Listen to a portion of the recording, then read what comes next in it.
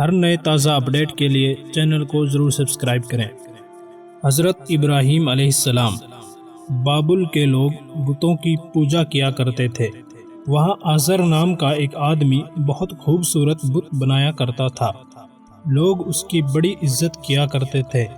اس کے گھرانے میں ایک دن ایک لڑکا پیدا ہوا جس کا نام ابراہیم رکھا گیا۔ بچے کی پرورش ایک امیر زادے کی حیثیت سے ہونے لگی۔ بچہ تیزی سے بڑھنے لگا۔ بچپن سے ہی اس نے اپنے گھر میں مورتیوں کا کارخانہ دیکھنا شروع کر دیا۔ بچہ کچھ بڑا ہوا تو سوچنے لگا، یہ سب کیا ہے؟ لوگ اس کا کیا کریں گے؟ کچھ اور بڑا ہونے پر پتہ چلا کہ گھر میں بننے والی یہ مورتیاں بت خانے میں پہنچ کر دیوتا بن جاتی ہیں، پھر لوگ ان کی پوجا کرتے ہیں۔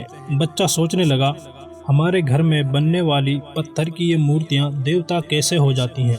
چنانچہ ایک دن آپ نے گھر والوں کو ان کے بارے میں کچھ جانکاری حاصل کرنا چاہی تو جواب ملا، ابھی تم چھوٹے ہو، یہ باتیں تمہاری سمجھ سے باہر ہیں۔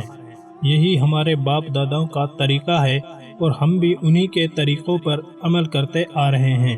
پھر بھی بچے یعنی حضرت ابراہیم علیہ السلام کو تسلی نہیں ہوئی۔ اسی طرح دیکھتے سنتے بچہ بڑا ہو گیا۔ کوئی اسے تسلی بھرا جواب نہ دے سکا۔ اس نے اپنے دل میں سوچا، میرے خیال کے مطابق اگر یہ مورتیاں دیوتا نہیں ہیں تو پھر دنیا کو پیدا کرنے والا اور مالک کون ہے؟ کس کی وجہ سے یہ پوری کائنات چل رہی ہے؟ اسی سوچ میں ایک رات حضرت ابراہیم علیہ السلام گھر سے باہر آئے۔ اوپر نظر ڈالی تو آسمان پر ایک تارا بڑا زوردار روشنی بکھیرتے ہوئے نظر آیا۔ آپ سوچنے لگے، کیا یہی خدا ہو سکتا ہے؟ آپ ابھی کچھ فیصلہ نہ کر پائے کہ تھوڑی دیر بعد چاند نکل آیا۔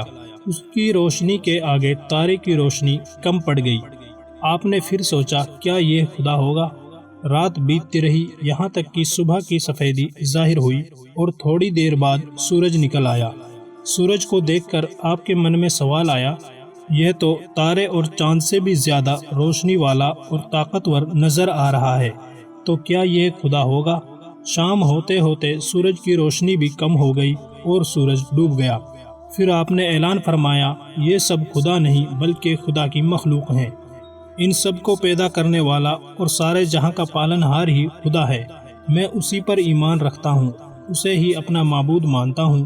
چاند تاروں اور سورج کی پوجا کرنے والے اور انہیں اپنا خدا ماننے والے غلط ہیں۔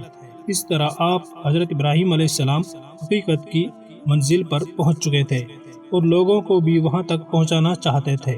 پھر انہوں نے لوگوں کو ایک خدا کے بارے میں سمجھانا شروع کر دیا، لیکن لوگ بن دیکھے خدا کی عبادت کرنے کے لیے راضی نہیں ہوئے، کیونکہ وہ برسوں سے جن کی پوجا کرتے چلے آ رہے تھے، انہیں چھوڑنا آسان نہیں تھا۔ آپ نے انہیں بہت سمجھایا، لیکن لوگ اس خدا کو ماننے کے لیے تیار نہ ہوئے۔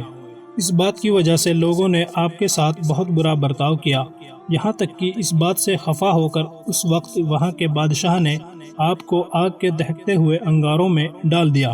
آگ کے دہکتے انگاروں میں ڈالنے کے باوجود آگ آپ کو جلا نہ سکی، کیونکہ آپ کو خدا پر پورا بھروسہ تھا اور خدا نے آپ کو جلنے سے بچا لیا۔ آپ نے حق کی راہ میں بڑی بڑی قربانیاں پیش فرمائی ہیں۔ اللہ کی راہ میں اس کی رضا کے لیے آپ نے اپنا وطن تک چھوڑ دیا۔ آپ اپنے چہتے بیٹے کو اللہ کی راہ میں قربان کرنے کو تیار ہو گئے، لیکن خدا کا کرشمہ ایسا تھا کہ ایسا ہونے نہیں دیا۔ اسی کرشمے کی یاد میں آج بقرہ عید کا تہوار منایا جاتا ہے۔ اللہ پاک نے آپ کو ہر امتحان میں کامیابی اور دنیاوی و آخرت کی سرخ روئی بخشی۔ آپ کو خدا کی اور سے پیغمبر کا درجہ دیا گیا۔